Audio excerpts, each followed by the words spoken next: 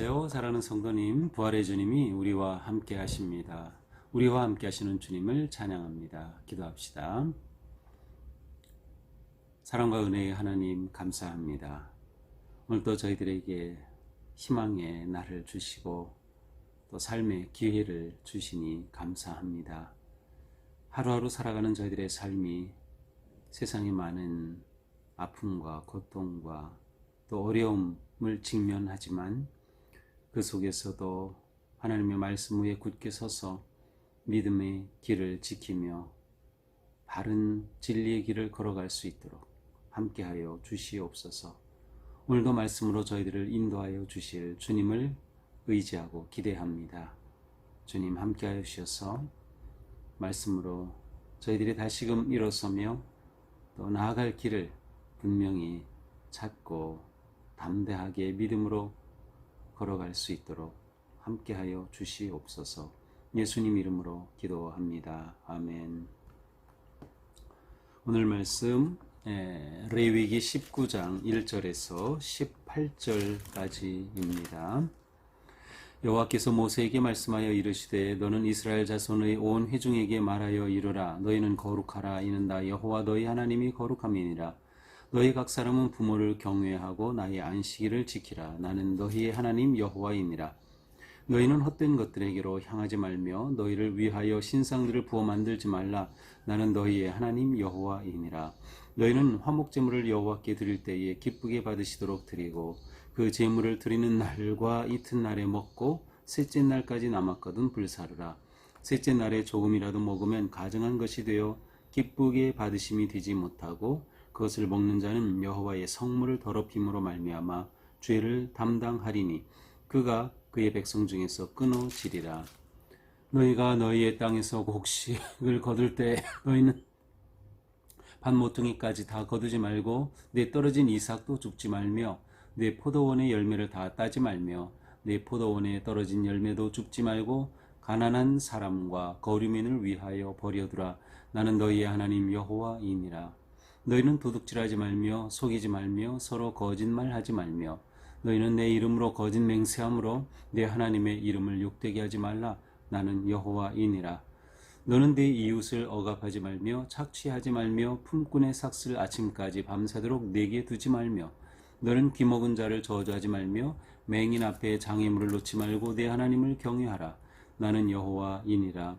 너희는 재판할 때에 불의를 행하지 말며 가난한 자의 편을 들지 말며 세력 있는 자라고 두둔하지 말고 공의로 사람을 재판할지며 너는 내 백성 중에 돌아다니며 사람을 비방하지 말며 내 이웃의 피를 흘려 이익을 도모하지 말라. 나는 여호와이니라. 너는 내 형제를 마음으로 미워하지 말며 내 이웃을 반드시 견책하라. 그러면 내가 그에 대하여 죄를 담당하지 아니하리라. 원수를 갚지 말며 동포를 원망하지 말며 네 이웃 사랑하기를 네 자신과 같이 사랑하라. 나는 여호와이니라. 아멘. 자, 이제 오늘 말씀에서는 이스라엘 백성들이 하나님 앞에서 지켜야 할 어떤 사회적인 또 인간 관계 속에서 지켜야 할 그러한 규례를 말씀합니다. 그래서 어떻게 보면 윤리적인 또 도덕적인 그리고 또한 하나님에 대한 어떠한 그 규례들이죠. 자, 2절입니다. 너는 이스라엘 자손의 온 회중에 대하여 이르라. 너희는 거룩하라. 이는 나 여호와 너희 하나님이 거룩함이니라. 자, 너희는 거룩하라. 이는 나 여호와 하나님이 거룩함이니라. 이것은 어떻게 보면 그 레위기 전체의 주제라고 할 수 있습니다. 레위기 법은 다양한 제사법과 생활 가운데 지켜야 할 도덕적인 윤리적인 그러한 법을 보여주고 있습니다. 이런 법을 주시는 것은 가장 중요한 핵심은 하나님과 이스라엘 백성들의 관계는 언약 관계라고 하는 겁니다. 하나님과 이스라엘 백성들은 언약 관계이고 언약 관계 속에서 이스라엘 백성들은 하나님의 법을 따름으로 그들이 하나님의 백성으로 헌신되는 거죠. 그들이 하나님의 백성임을 드러내는 길은 여호와의 법과 규례를 지키고 행하는 것입니다. 그러므로 하나님께서는 내가 거룩하니 너희도 거룩하라. 바로 너희가 언약 백성임을 알아라. 내가 누구인지를 알아라. 그리고 내가 너희에게 주는 이 법을 잘 지킴으로 너희의 거룩함을 드러내라 라는 것이에요. 하나님이 거룩하니 그 백성도 당연히 거룩해야 하는 거죠. 자, 그렇다면 그 거룩한 삶을 위해서 어떠한 것들을 하나님께서는 말씀하시는가요? 3절입니다. 너희 각 사람은 부모를 경외하고 나의 안식일을 지키라. 나는 너희 하나님 여호와입니다. 레위기 19장에서 주시는 말씀은 출애굽기 20장에 나오는 10계명의 내용들을 많이 반영하고 있습니다. 꼭 10계명을 그대로 옮긴 것은 아니지만 10계명의 내용들을 많이 반영하고 있어요. 가장 기본적이고 핵심적인 그러한 계명을 언급하시는 것이죠. 자, 3절에 뭐라고 합니까? 부모를 경외하라. 10계명의 제5계명이죠. 인간관계의 첫 계명입니다. 부모를 경외하라. 자, 부모를 공경이 아니고 여기서는 경외라고 되어 있습니다. 경외라는 이 단어는 보통 하나님께 사용하는 거죠. 하나님을 경외하라. 그런데 부모를 경외하라라고 말씀합니다. 부모는 어떻게 보면 모든 인간관계에 있어서 가장 우선, 가장 중요한 자리에 있는 그러한 관계가 바로 부모와 자녀의 관계입니다. 따라서 부모 경외라고 하는 이 표현은 하나님과의 관계, 인간과의 관계 그 중간에 있는 셈이에요. 그래서 인간관계 맨 꼭대기에 부모 공경이 있고 부모 경외가 바로 하나님 경외로 이어지는 아주 중요한 관계인 것이죠. 하나님 사랑과 이웃 사랑의 경계 지점과 같은 부모 경외는 정말 모든 계명 가운데서 인간관계의 계명 중에 가장 중요한 계명, 바로 하나님께로 나아가는 그러한 관문이 되는 계명인 셈입니다. 나의 안식일을 지키라. 10계명이 제4계명이죠. 안식일을 기억하여 거룩히 지켜라. 나는 너희의 하나님 여호와이니라. 나는 여호와 너희 하나님, 혹은 나는 너희 하나님 여호와라는 표현이 19장에서 아주 계속 반복되고 있습니다. 하나님께서 그들에게 누구인가를 보여주시고 드러내시는 아주 엄미한 그런 표현입니다. 4절, 너희는 헛된 것들에게로 향하지 말며 너희를 위하여 신상들을 부어 만들지 말라. 나는 너희의 하나님 여호와이니라. 자, 헛된 것들, 이것은 무가치한 것들이란 뜻인데 여기서는 우상을 말합니다. 그래서 이 무가치한 것들, 우상을 향하지 말고 너희를 위하여 신상을 부어서 우상을 만들지도 말라라고 말씀합니다. 10계명의 2계명이죠. 우상을 만들지 말라. 자, 5절부터는 화목제물에 관한 그러한 말씀이 나옵니다.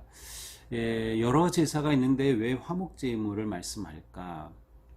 그리고 이 화목제물은 이미 레위기 7장에서 계명으로 주셨던 그러한 내용이기 때문에 여기에는 반복되고 있는 셈이에요.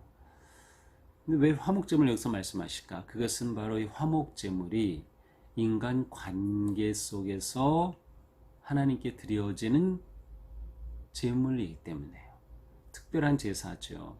자, 여기서 화목이라고 하는 것은 어떤 관계가 화해하고 회복되는 것을 의미하죠. 그렇습니다.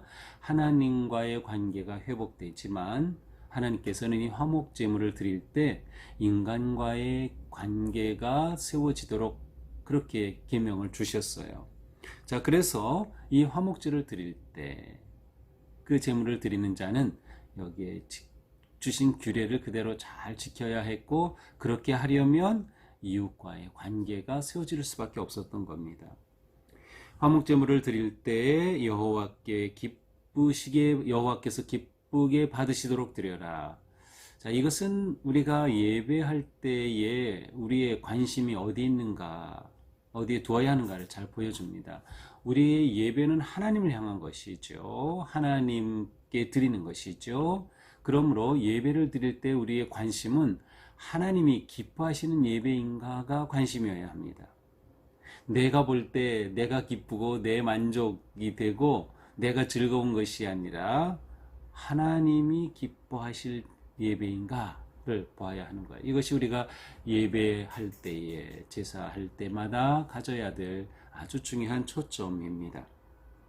자, 화목제물을 드릴 때 6절에 보니까 제물은 드리는 날과 이튿날에 먹고 셋째 날까지 남았거든 불사르라. 7장에 나오는 말씀과 똑같습니다. 화목제물을 드린 후에 첫째 날, 둘째 날은 그 제물을 먹을 수 있어요. 그런데 셋째 날까지 남은 것은 모두 불태워 버려야 합니다. 자, 그런데 이 화목제물은 이웃과 나눠 먹을 수 있는 제물이었습니다. 화목제물을 드린 후에는 가슴 부위는 아론의 자손들에게 주어서 먹게 하고 제사장들에게는 오른쪽 허벅지, 뒷다리를 주어서 먹게 하고 나머지는 예물을 드린 자가 소비해야 합니다. 그런데 이 제물을 드린 자가 그것을 혼자 다 소비합니까? 못하죠. 그것을 이틀 안에 다 먹어서 다 소비해야 되거든요. 그러려면 어떻게 해야 됩니까? 결국 이웃을 초청해야 합니다. 화목제물을 드린 후에 나온 그 제물을 이웃을 초청해서 이웃과 함께 나눠 먹는 거죠. 그래야 해서 또한 이웃과의 화목, 회복, 평화가 만들어지는 겁니다. 이것이 화목제물의 아주 독특한 모습이에요. 그런데 이 제물이 사흘째 되면 무조건 태워버려라. 남기지 말라는 거예요. 사람이 욕심을 내서 이웃과 나누지 않고 자기 혼자 두고두고 먹으려고 고기를 두어서는 안 된다고 하는 것이죠.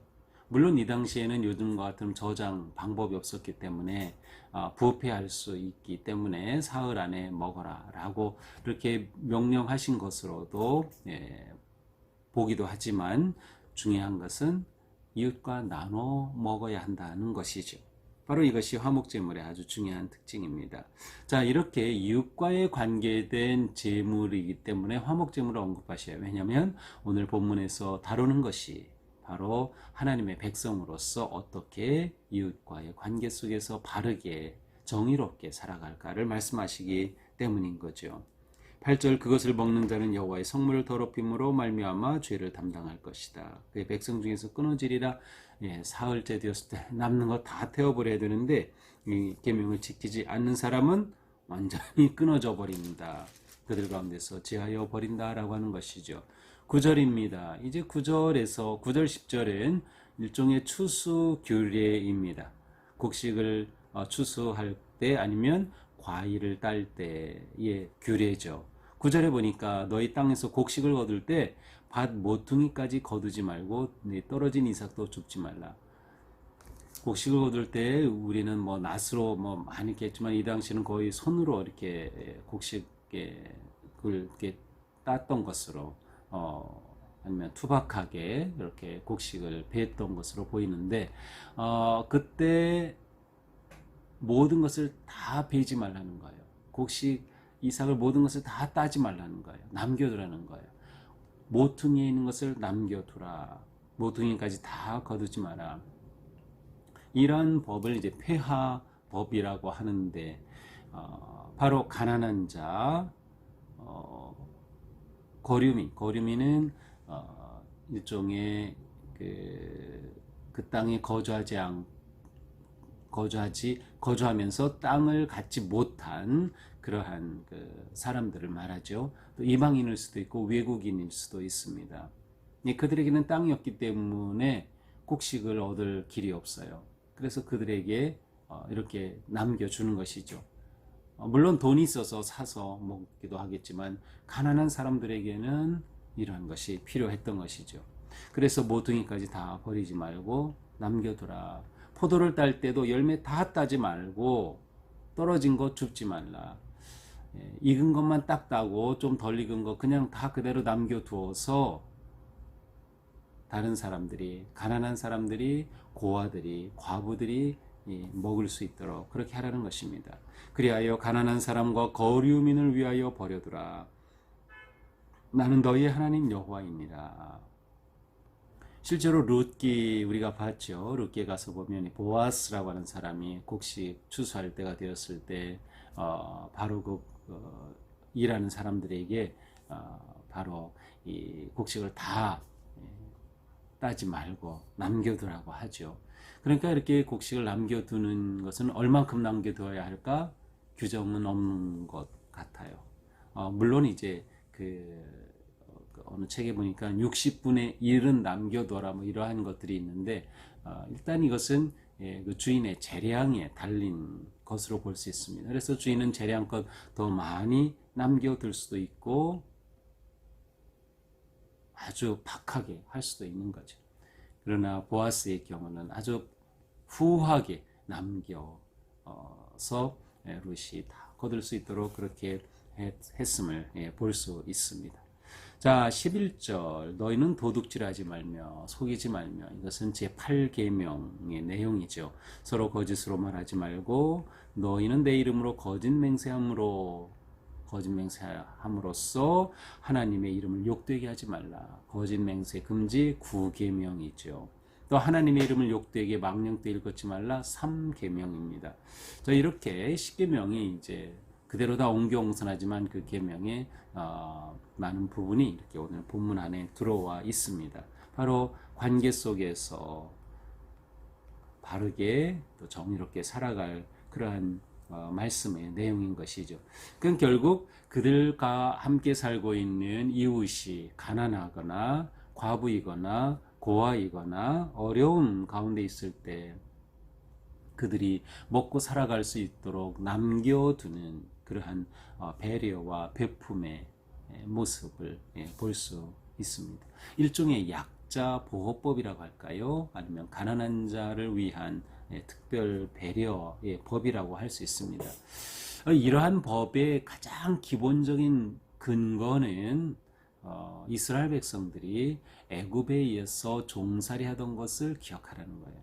너희가 종살이 했던 그때 기억해라. 그러한 너희를 불쌍히 여겨 구해내고 너희에게 이렇게 가나안 땅에 들어오게 해서 풍요로운 삶을 살게 한 것 너희가 기억해라. 그러니 너희 가운데 있는 가난하고 어려운 자들을 돌보고 보살펴야 한다라는 아주 아름다운 그러한 하나님의 법입니다.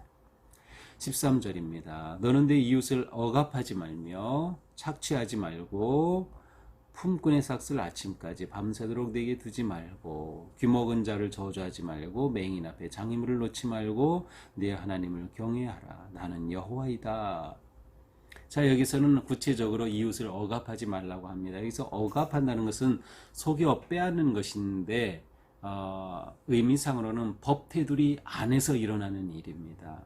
그래서 그 바로 밑에 뭐라고 되어 있어요? 품꾼의 삭슬 아침까지 밤새도록 내게 두지 말라. 품꾼의 삭과 관계되어 있어요. 그래서 법 안에서 행해지는 일이지만 그 안에서 이웃을 억압하는 행위가 있으면 안 된다.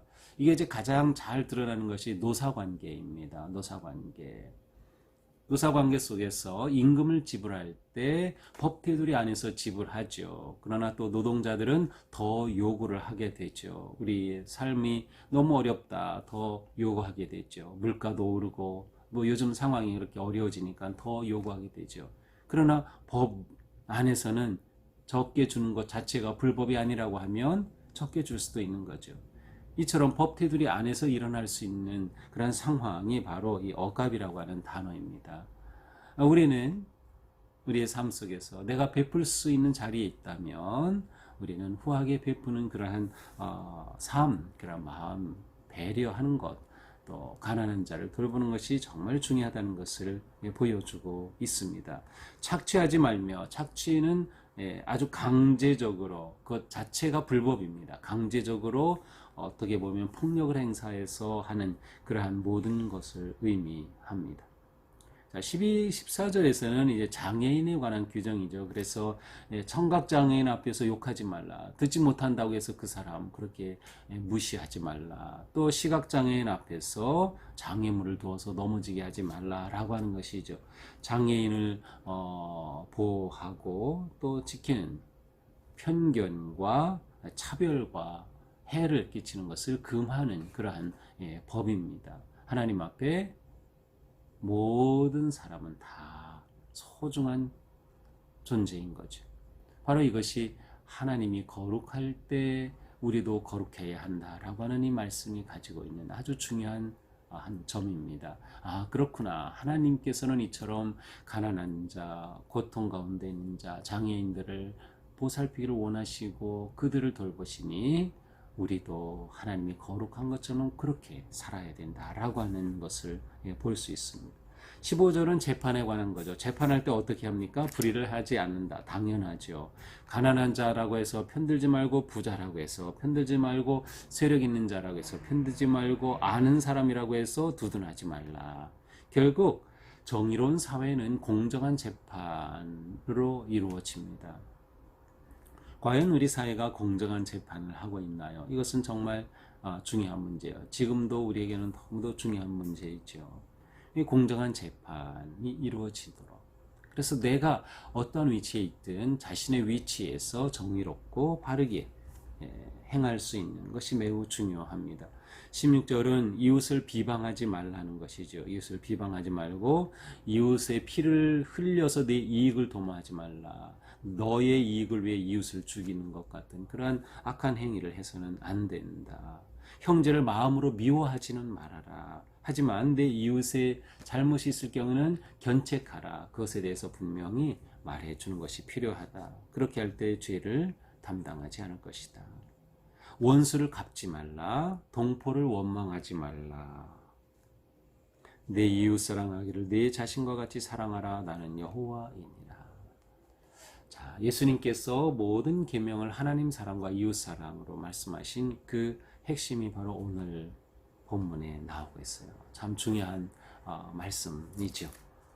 하나님을 사랑하고 이웃을 사랑함을 오늘 본문에서는 거룩함과 이웃사랑으로 표현하고 있습니다. 자, 오늘 말씀을 보면서 우리가 거룩하게 사는 길이 무엇인가를 우리는 생각하게 됩니다. 다시 말하면 나는 어떻게 나의 거룩함을 드러낼 수 있을까? 거룩함을 드러낸다는 것은 뭐 이렇게 과시하고 이렇게 뽐낸다는 그런 뜻이 아니라 내 삶이 하나님의 거룩하심을 어떻게 드러내는가입니다. 하나님의 자녀인 나는 하나님과 언약 관계에 있기 때문에 나를 통해 거룩함의 모습이 드러날 때 하나님이 거룩하심처럼 우리도 거룩하게 되는 거죠. 오늘 본문을 통해서는 거룩함을 드러내는 삶, 거룩하게 사는 길은 순종과 사랑으로 요약을 할 수 있을 것 같아요. 순종은 무엇이야? 하나님이 주신 모든 계명들, 이러한 법들, 이러한 규례들을 그대로 따르는 것이고요. 사랑이라고 하는 것은 따를 때 가져야 할 정신입니다. 그러니까 이웃에 대한 이러한 규례도 주셨죠. 이것을 행할 때 사랑의 마음으로 하는 것이죠.